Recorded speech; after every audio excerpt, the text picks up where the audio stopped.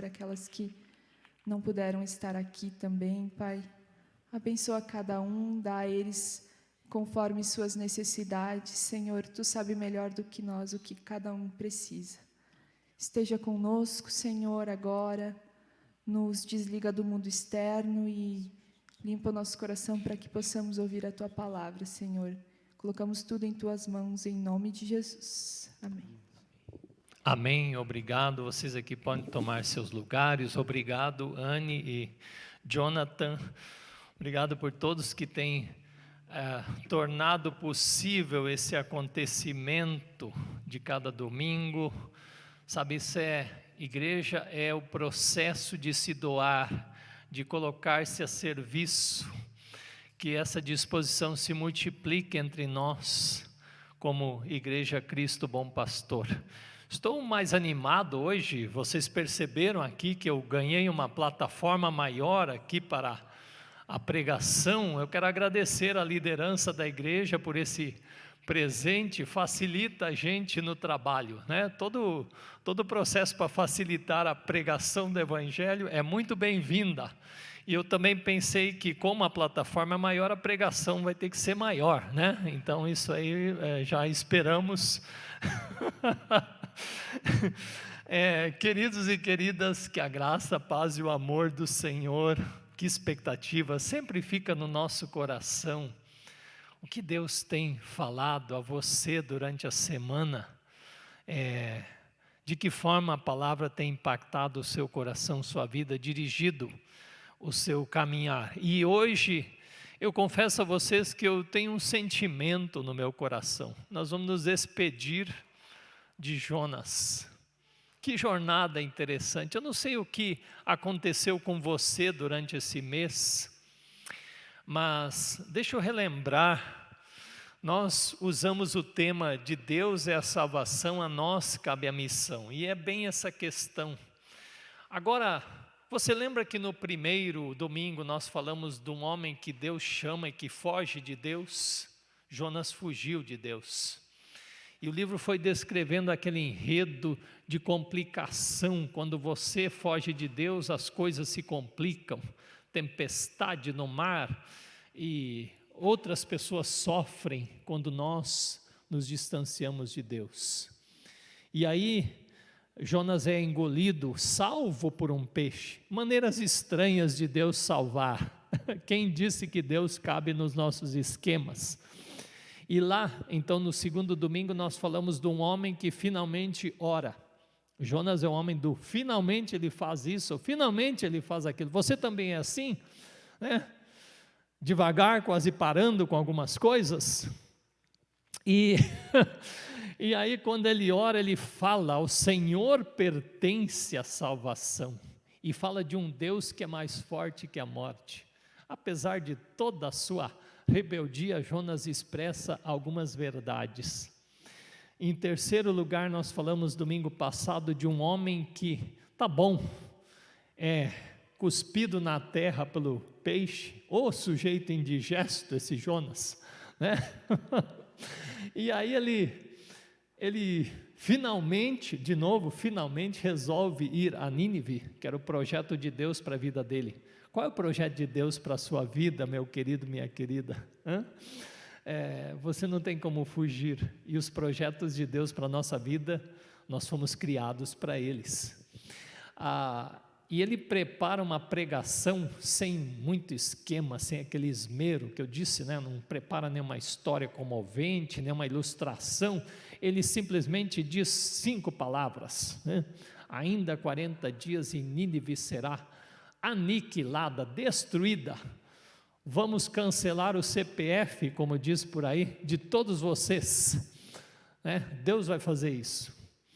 E para a surpresa de Jonas, pregação irada, uma resposta inesperada, todo aquele povo, do menor ao menor, se prostra diante de Deus. O rei sai do seu trono e senta-se na cinza, porque a gente lembrou que, na verdade, só um pode ocupar o trono, é Jesus. Também na minha e na sua vida, o que isso significa? Jesus ocupar o trono da nossa vida.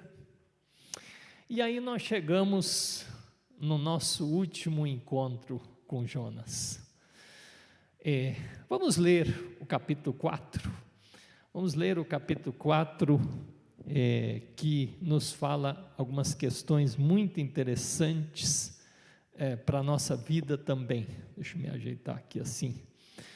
Jonas 4, na minha Bíblia, página 925.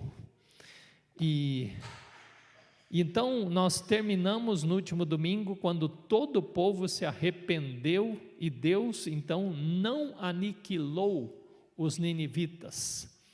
E aí diz assim: com isso, Jonas ficou muito alegre, exultou, soltou fogos, vibrou, não,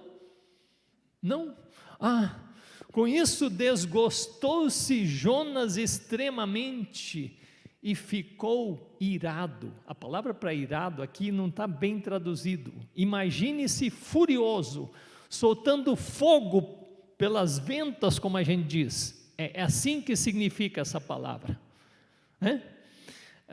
E orou ao Senhor, ora só, orou ao Senhor e disse: Senhor, não foi isso que eu disse estando ainda na minha terra? Por isso me adiantei fugindo para Tarsis, pois sabia que és Deus clemente, misericordioso e tardio em irar-se e grande em benignidade, e que te arrependes do mal, de fazer o mal para pessoas. Peço-te, pois, ó Senhor, tira-me a vida, porque melhor me é morrer do que viver. E disse o Senhor: é razoável esta tua fúria, esta tua ira? Então Jonas saiu da cidade e assentou-se ao oriente da mesma, na direção do nascer do sol, ali fez uma enramada e repousou debaixo dela à sombra, até ver o que aconteceria à cidade.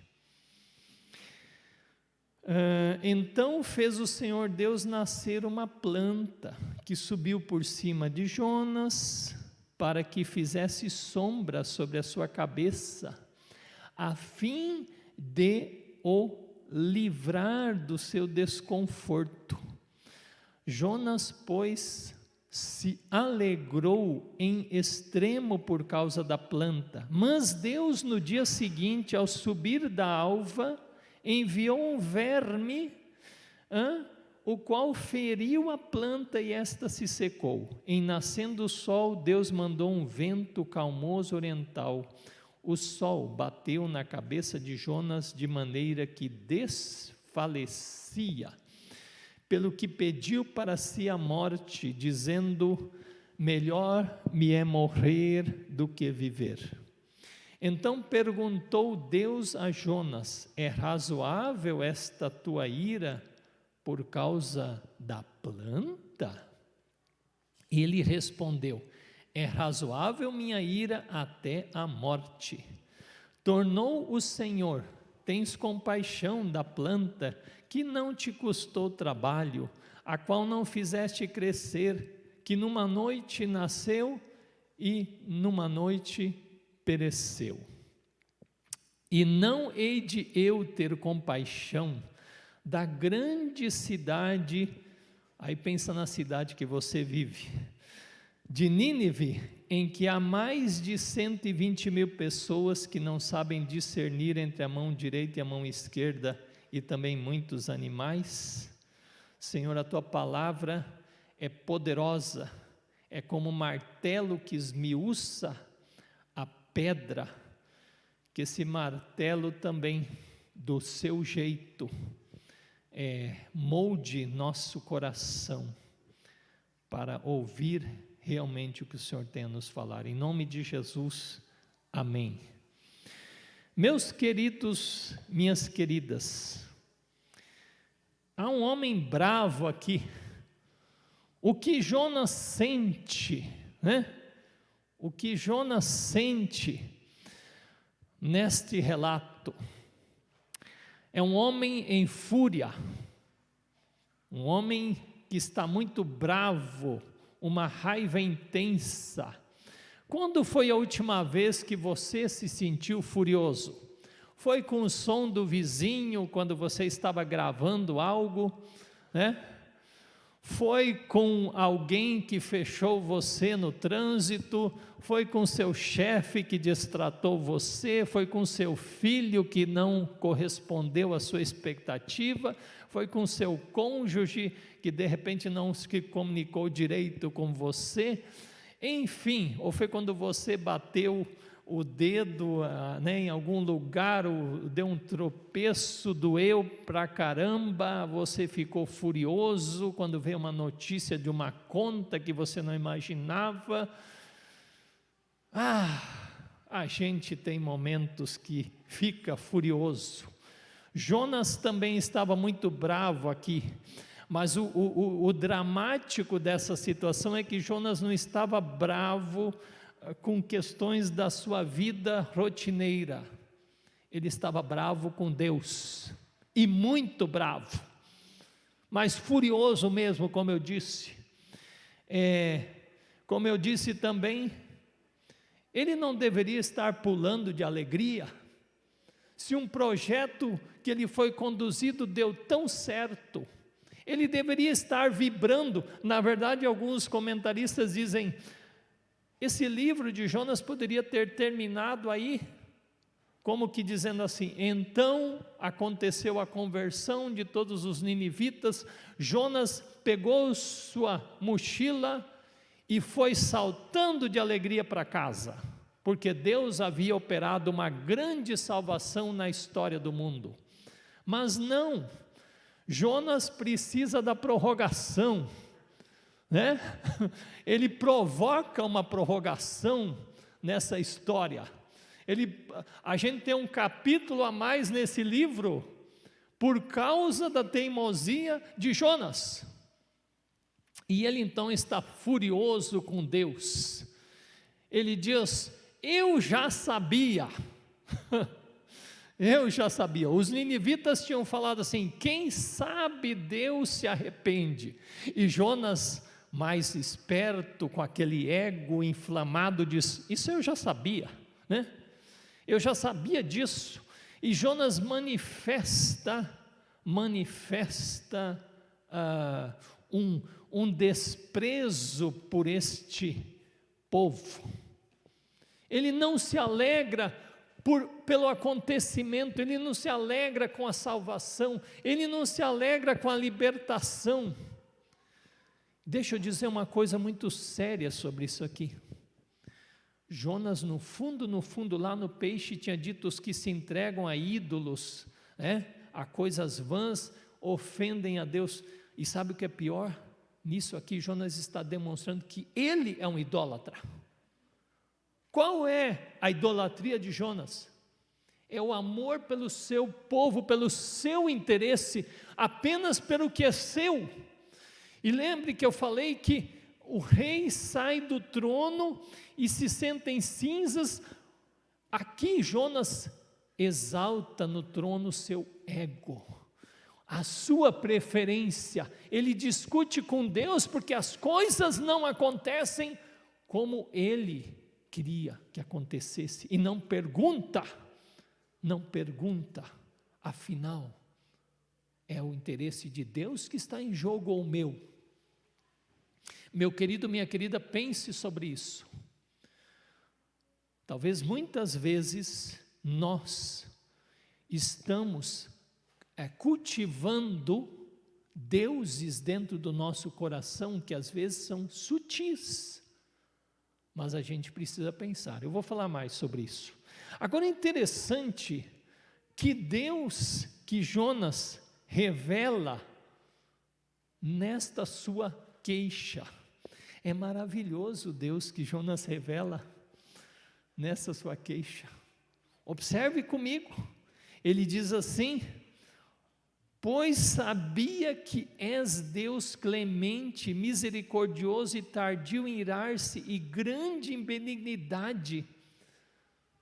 Essa palavra está também em Êxodo 34, 6, que sai da boca de Moisés, no relato todo do contexto lá, quando os israelitas fazem um bezerro de ouro, não é? E começam a adorar aquela criatura, distanciando-se do Deus da aliança, do Deus do amor, do Deus da misericórdia, e Moisés relembra esta palavra, e você pode conferir, e está falando de a virtude de Deus que está dentro da aliança com o povo, um Deus que firma uma aliança que alcança as pessoas nas mais dramáticas situações com a sua misericórdia.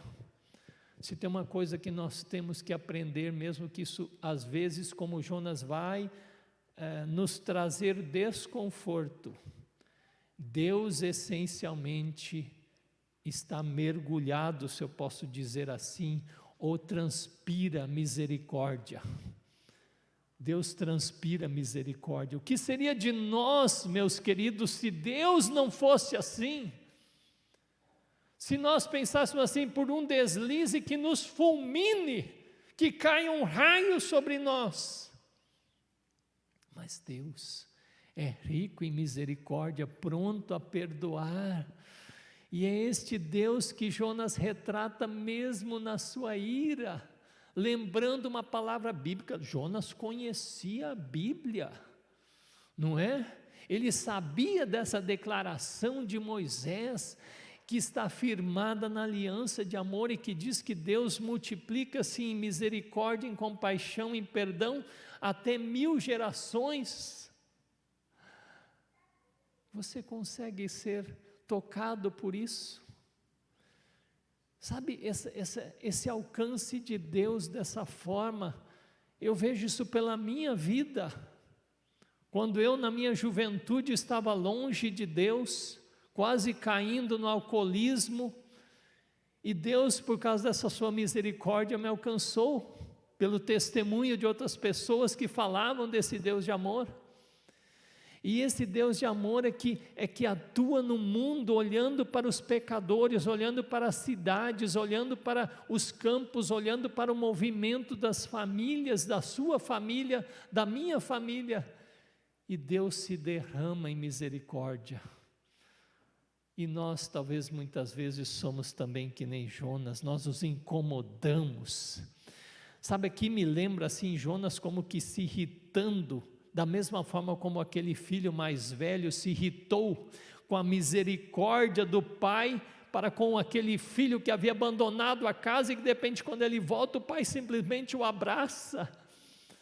Você consegue entender isso? De que essa misericórdia de Deus, ela se expressa dessa forma. E veja você, essa semana estou lendo o livro de Atos, e acho que foi ontem eu cheguei no capítulo 8, foi ontem, e eu lia lá no capítulo 8, quando os samaritanos, os discípulos se espalham, e Filipe vai até Samaria, prega o evangelho, e aquelas pessoas se prostram para Jesus, aleluia. E aí eu me lembrei, quando em Lucas capítulo 9, Jesus está passando por Samaria, e os samaritanos, alguns não querem receber Jesus, e o que fazem os irmãos, filhos de trovão, Tiago e João? Ó Senhor, que gente mais perversa, essa gente não merece viver, vamos pedir que venha um fogo poderoso do céu e queima tudo, Jesus, amém? E aí a gente vê a graça de Deus, porque quando você lê Atos 8, esses samaritanos que não queriam receber Jesus, mas que lá Jesus falou com uma mulher e que foi falar do Evangelho, ali eles recebem o Evangelho, eles são batizados, eles recebem o Espírito Santo da ação de Pedro e João, o próprio João que antes desejou que aqueles samaritanos fossem queimados, destruídos, agora ele está orando para que o poder do Espírito Santo esteja sobre eles. Esse é o modo de Deus agir. Ele nos surpreende. E nesse texto também, mais uma vez eu digo, Deus é um Deus da compaixão. É esse o Deus que nós somos chamados a testemunhar, a proclamar. E Jonas fica desconfortável com isso. Jonas se inquieta com isso. E aí, Deus pergunta para Jonas, é razoável essa sua ira? E Jonas faz o quê? Não quero nem saber de conversar com você. Eu fiquei pensando, quantas vezes a gente fala assim, Senhor, fala comigo. Tem até hino, né? Fala comigo, Senhor, estou pronto, Senhor, para ouvir-te falar. E quando Deus fala com esse sujeito querido, esse amado profeta, o que ele faz? Ele dá as costas.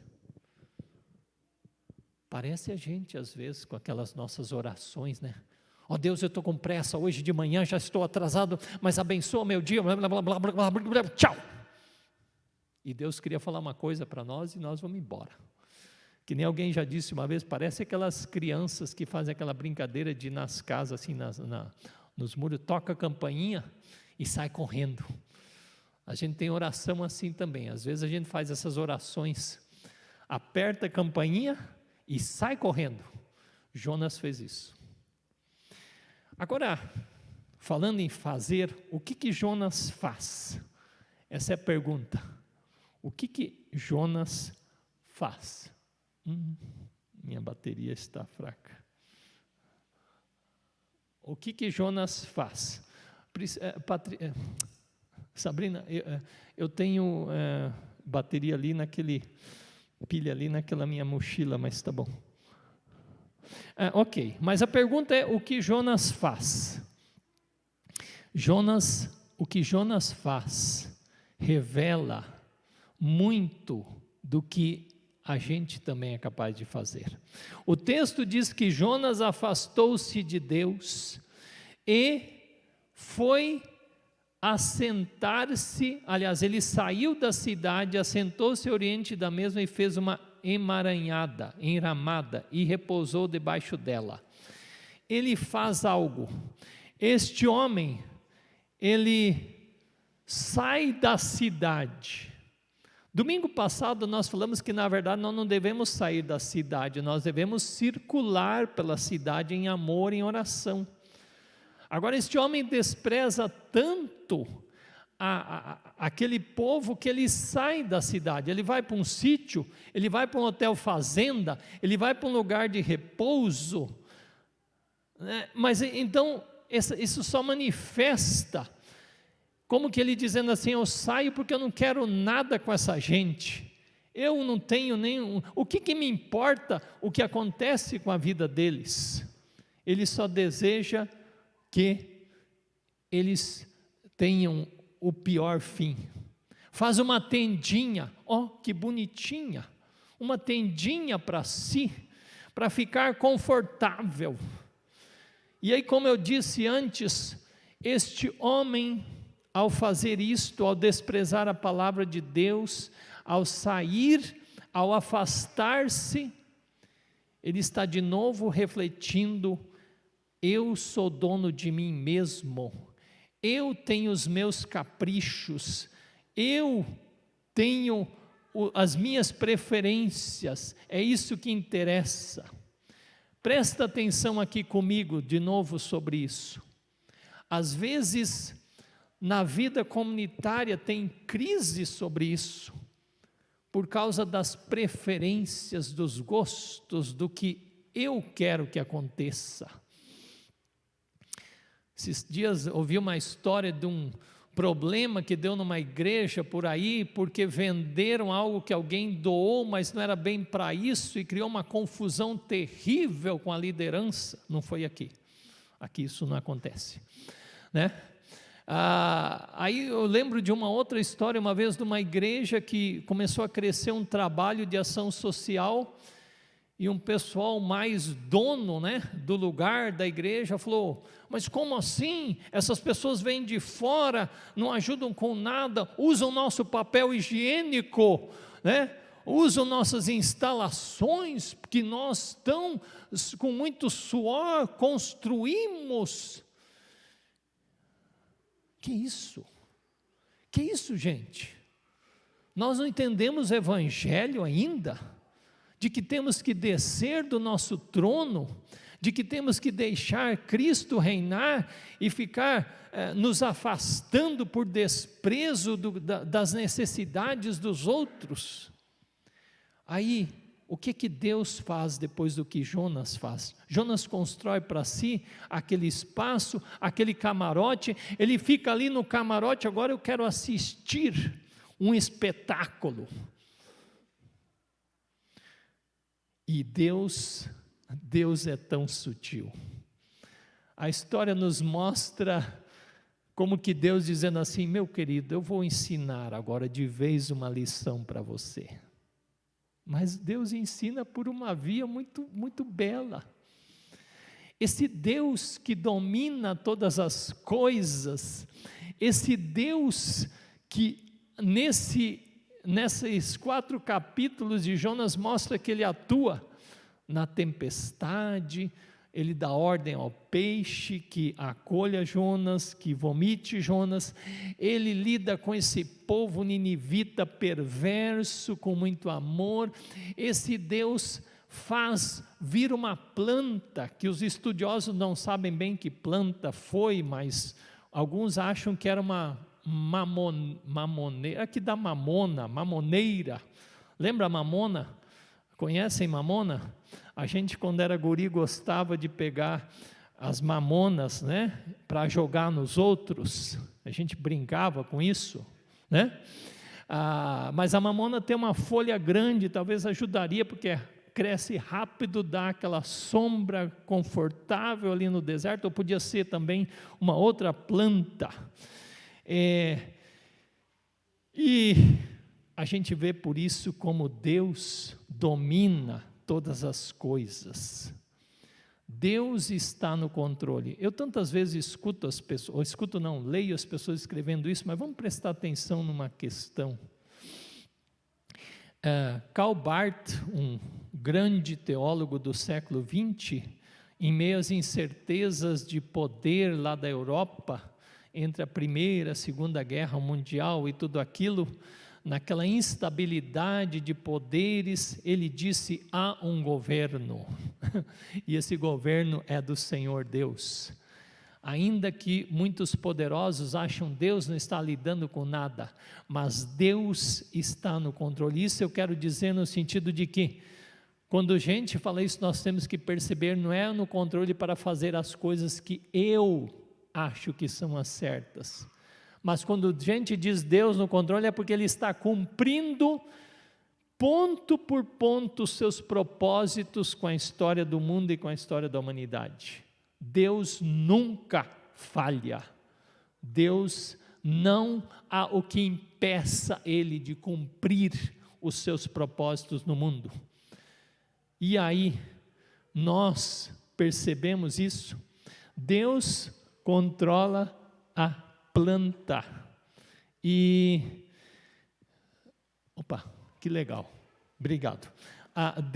Deus controla a planta que dura um tempo. Ela traz um conforto para o nosso querido profeta. Mas de repente o que faz Deus? Ele envia um vermezinho, né? Deus domina uma baleia, um peixe grande, e domina um vermezinho. Então Deus é capaz de dominar eu e você também, amém? Deus nos controla em nome de Jesus, e esse verme fere a planta. Não sei, alguns vão dizer, não, mas isso aí foi o diabo que mandou esse verme aí. Que isso? Ele acaba com o conforto do Jonas. Jonas talvez pensaria, agora eu vou ficar aqui para sempre, né? Sombra e água fresca. Sabe que isso é uma coisa importante para a gente pensar. Tem vezes que circunstâncias da vida, a gente acha que a gente tem que ser feliz em função das circunstâncias da vida, né? Tá tudo bem com a minha conta bancária, eu estou bem de saúde, minha família está tudo em paz, não é? Isso está dando tudo certo com meus projetos, então eu sou feliz. Aí quando um dia uma coisa sai do esquema, agora eu não sou feliz, eu quero morrer agora.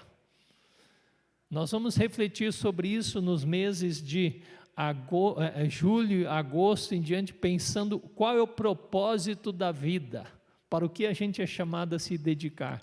Porque a vida cristã, ela está acima de depender de uma plantinha que nos dá sombra. Ela está acima disso.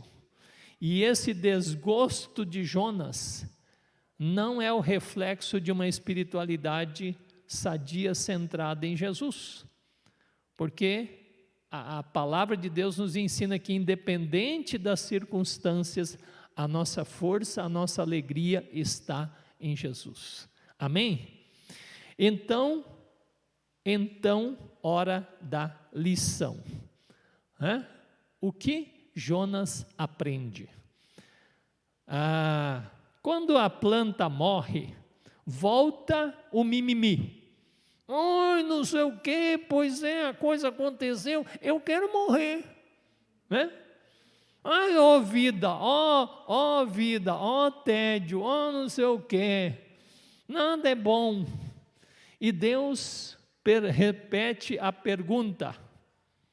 Escuta, meu querido, é razoável a sua ira, a sua fúria? Deus tem tanta paciência com esse homem e ele não se dá conta disso. Deus teve paciência quando ele fugiu, Deus teve paciência com ele no peixe, Deus teve paciência com o modo com que ele pregou, Deus tem paciência, né? Jonas é inquieto e Deus está tranquilo. Nós achamos que nós desestabilizamos a Deus alguma vez? Deus não se desestabiliza, não é? Então, o que acontece? Jonas aprende com Deus, nessa circunstância, uma lição profunda que nós também precisamos aprender. Ou seja, a compaixão divina. Deus é misericórdia e Deus nos conduz à missão. Então, Deus fala para Jonas: pensa aqui comigo agora, meu querido profeta. Você se indignou, você teve pena desta planta que foi gerada num dia e no outro dia se foi. Você se inquietou com tudo isso. Agora, não deveria eu, o Deus soberano dos céus e da terra, que criei todas essas coisas que você percebeu, inclusive criei a planta, inclusive ordenei esse verme, tenho controle sobre todas as coisas, que também criei esses 120 mil ninivitas e os seus animais, não deveria eu ter compaixão deles, assim como você se condoeu tanto por uma simples plantinha? Nós vivemos num mundo, às vezes, de cada inversão de valores terríveis, né?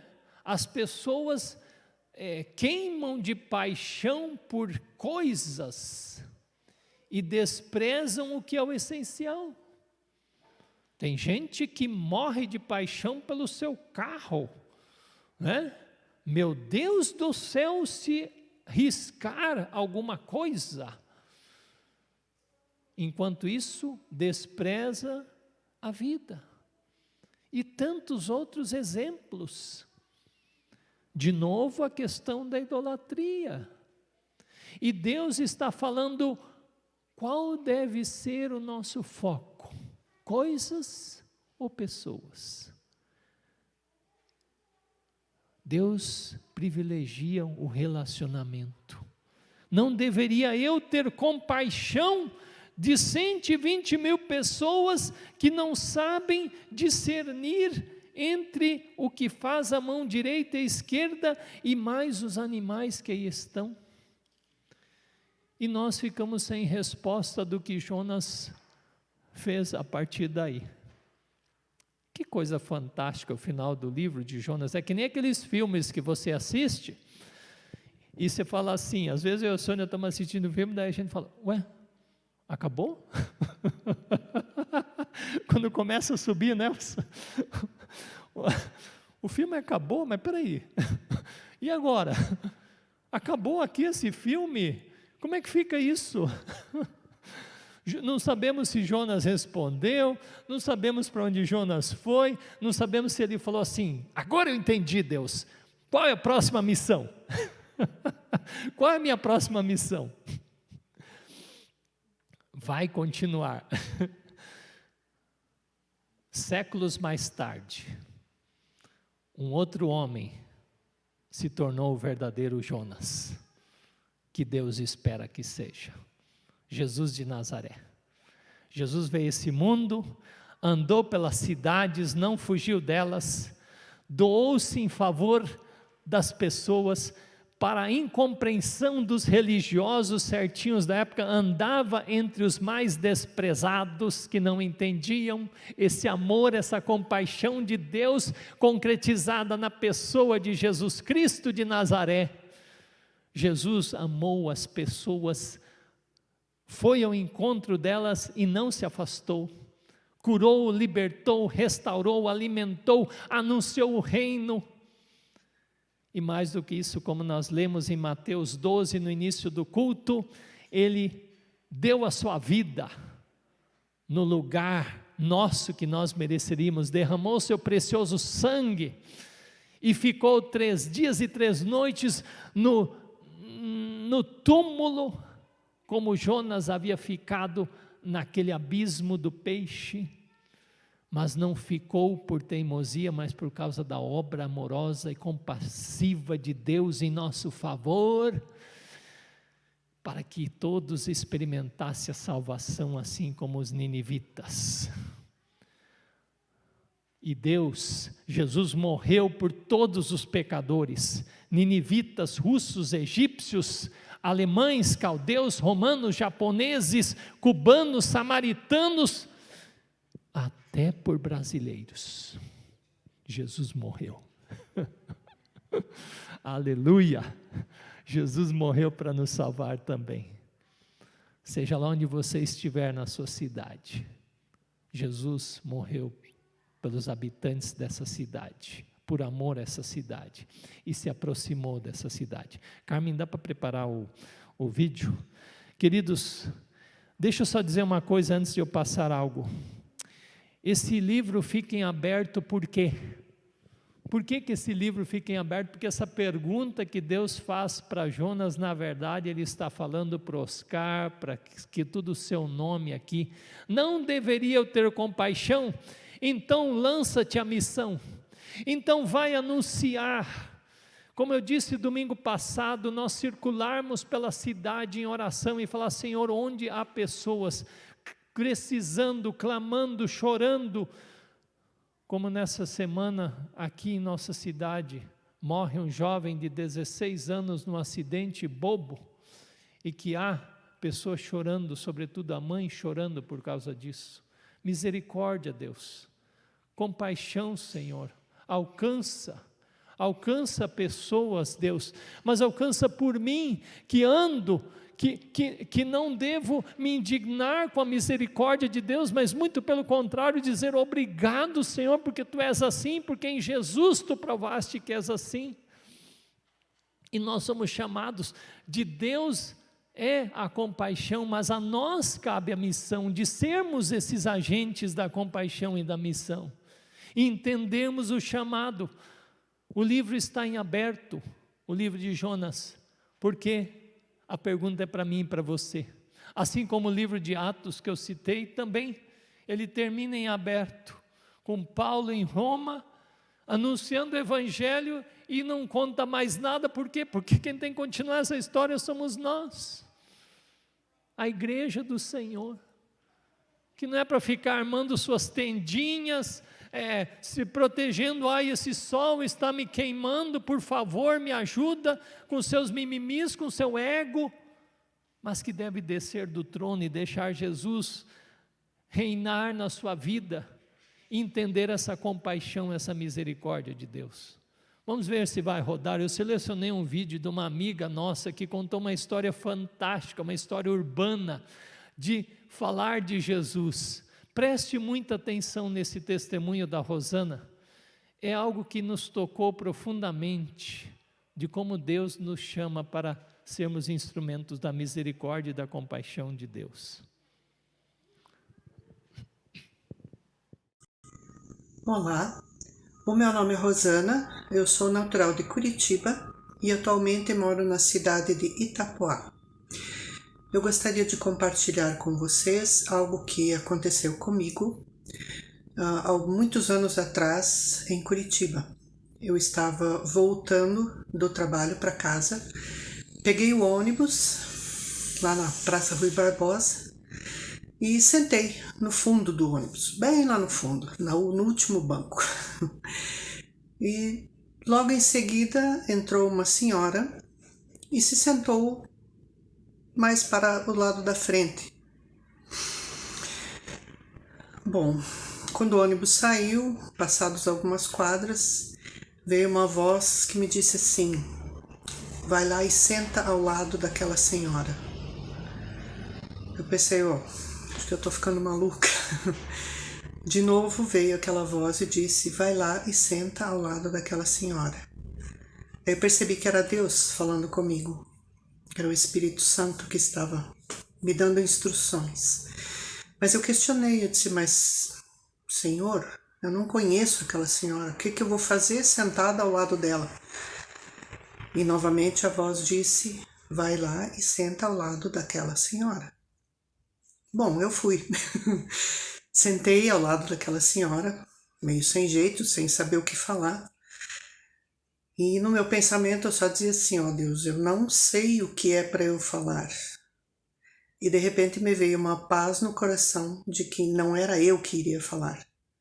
Eu apenas iria ser instrumento do Senhor naquele momento.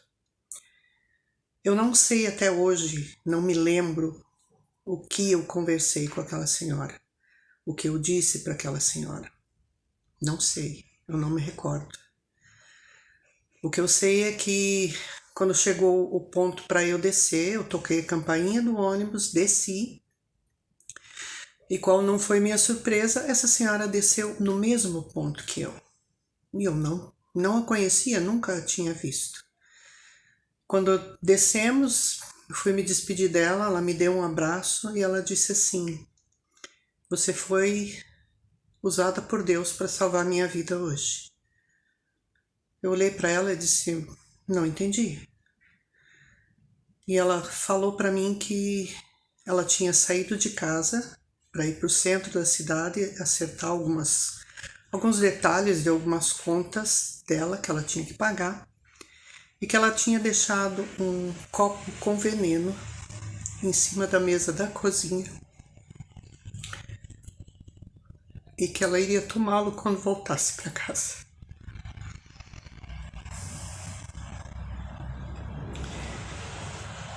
Quando ela me deu um abraço, ela disse que ela ia chegar em casa, ia pegar aquele copo de veneno e ia jogar fora, porque o que nós tínhamos conversado tinha chego ao coração dela, tinha transformado o coração dela. Até hoje não sei o que eu disse, mas uma coisa eu sei: Deus disse através de mim. Deus falou com aquela senhora através da minha disposição de levantar lá do fundo do ônibus e sentar do lado de uma senhora que eu não conhecia para falar algumas coisas que até hoje eu não sei o que é. se disponha a ouvir a voz do Senhor e a obedecer o que Ele pede para você. Porque a alegria, a paz que a gente sente é muito grande. Louvado seja o Senhor Jesus. Que Deus abençoe a todos vocês. Um beijo.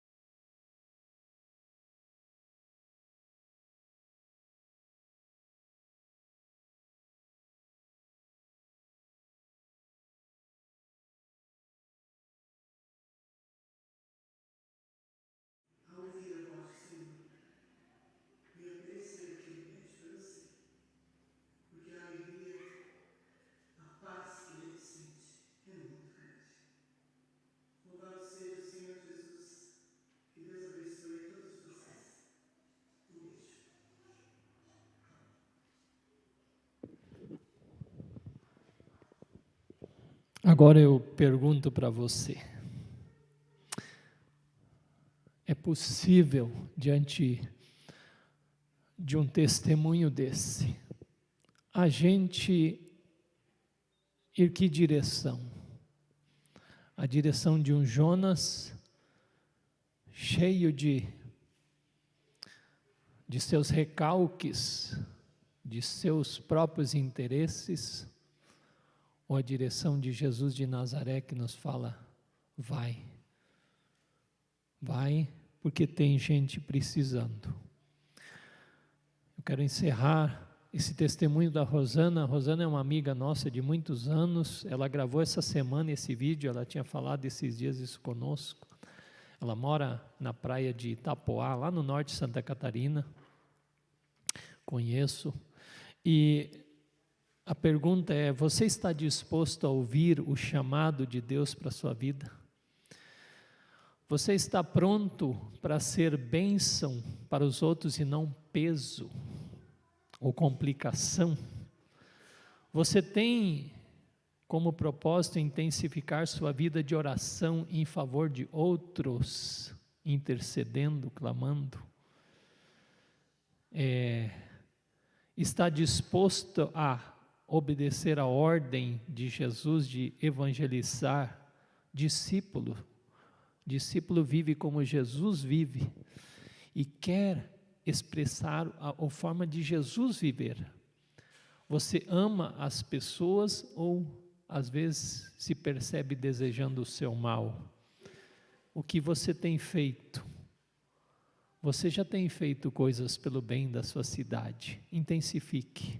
Seu trabalho já é um modo de fazer bem pela cidade, mas você pode, em nome de Jesus. E você conheceu hoje o coração misericordioso de Deus, mas como está o meu e o seu coração? Nós também estamos mergulhados na compaixão e na misericórdia? Vamos orar? Deus querido, ó Pai, que hoje e essa semana a gente releia o livro de Jonas, mas a gente também leia as histórias de Jesus, que é o Jonas transformado, o Jonas da compaixão, o Jonas da obediência, o Jonas que entende o coração de Deus e quer viver como esse coração, o Jonas que está aberto para a palavra que Deus traz para mim, para nós. Vai, senta ali com aquela pessoa, escuta a história dela, dá valor para essa vida, porque eu dou valor para cada vida. Não despreze, não se distancie de ninguém. Seja uma pessoa que você cruza na rua, seja uma pessoa com quem você está perto num consultório, numa fila, seja seu colega de trabalho, seja seu vizinho, seja seu familiar. Todos são alvo da compaixão, da misericórdia, do amor de Deus. E nós somos chamados a anunciar este amor de Deus. Usa-nos pelo Teu Espírito Santo, Senhor soberano. Dá que sejamos, nos próximos dias, bênção para muitas pessoas. O modo de que vai acontecer, isso o Senhor vai oportunizar, com certeza, Deus. Que pensemos nisso, que nos dediquemos a isso, que estejamos nos sujeitando a Ti. Em nome de Jesus Cristo. Amém. Amém. Deus nos abençoe. Eu quero lembrar uns avisos, agora é os avisos, né? No último domingo levantamos a oferta para